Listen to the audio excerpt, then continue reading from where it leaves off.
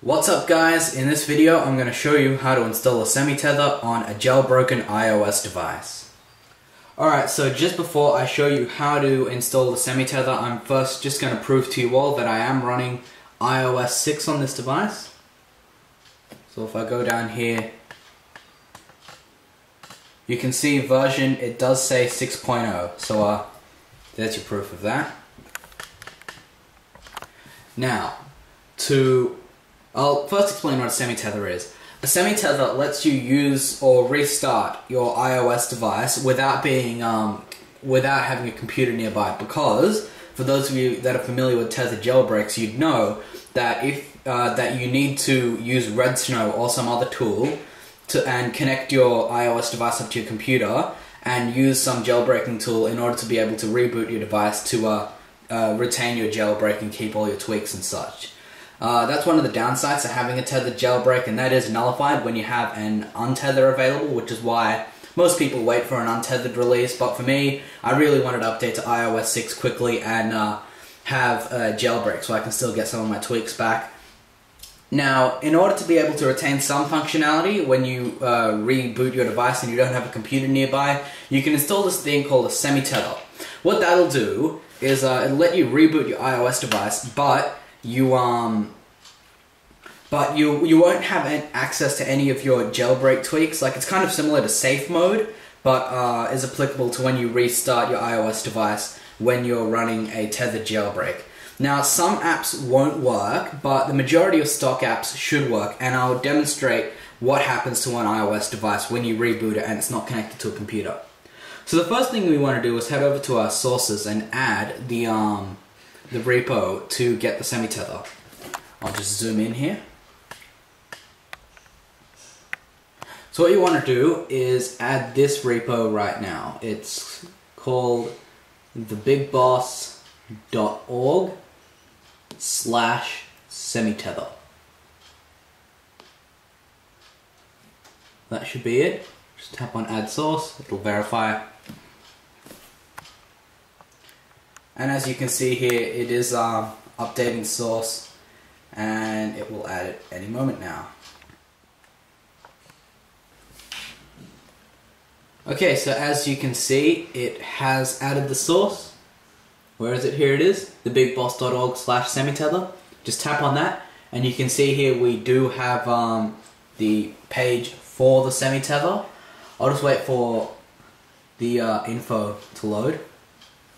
So as you can see here in the description, it says this will semi-tether your tethered jailbreak, allowing you to reboot your device on the road and use your phone until you get home and tether jailbreak in Red Snow again. So as I said before, there are a couple of issues in the sense that you won't be able to use some of the stock apps, but the majority of them do work. So to install it, we just tap install, tap confirm. It's a very small download, and it will finish pretty quickly. Alright, so upon installation, it will ask you to respring. So what we're going to do is just tap restart springboard, and it'll respring the device. Might I mention, I found this interesting observation. When you respring and you're on iOS 6, your iOS device will actually display the Apple logo. Previously, it used to display like a little loading circle that you'd see when you turn off your iOS device, but for some reason it's changed, and now it'll display the Apple logo when it's respringing. So my device has finished respringing, so I'm just going to enter in my passcode. What I'm going to do now is turn it off and turn it back on. So I'll just slide to power off, and the device is now off. So now my device is turning on. Normally I'd have it connected by a USB cable to my computer, and I'd have Red Snow open and use the just boot option to boot tethered, but we're just going to test the Semitether now, and you'll see what happens to an iOS device when it's running in a Semitether. Right guys, so my device has just turned on, so I'll enter in my passcode, and now I can show you what happens. So as you can see, visually nothing really changes, but you can see here we do have a new Semitether icon, and as you can see, all of our jailbreak stuff just won't work, as you can see here. So you see, if I try to tap on anything, it'll just quit immediately. Let's see if I can use Safari. You see, even Safari won't work. I'll see if they fix the issue with mail. if mail will work, because I know mail wasn't working in a previous Semitether. Okay, so as you can see, when you open mail, you see for a long time it just stays at that white screen and then it will just eventually crash. But I mean, other apps like Calendar, you see even Calendar doesn't work. Would Photos work? Okay, so you can see Photos will work. And you see I'm trying to close the app using Zephyr, I can't do that. If I open FaceTime, FaceTime will work. So what that should mean is that the phone app on an iPhone should work. Let's check if the camera works. Okay, the camera works, that's good. So as you can see here, a lot of the stock apps just simply will not work. But a couple of them will. You see here, even Maps doesn't work. I'll check Weather. Weather doesn't work. Will Reminders work? Reminders works. See if the clock works. Okay, so the clock is working. So as you can see here, a couple of the stock apps just won't work.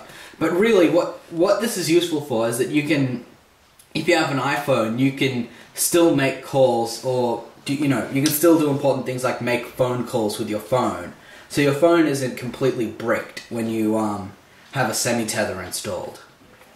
Alright guys, so my device has turned on. I just used a tethered boot using Red Snow, and now as you can see here, the Semitether has actually put this little icon on the home screen. So what I'm going to do is just open the app and show you what it says. So as you can see here, it will give you information on your reboot status. So it says status OK, reboot protected.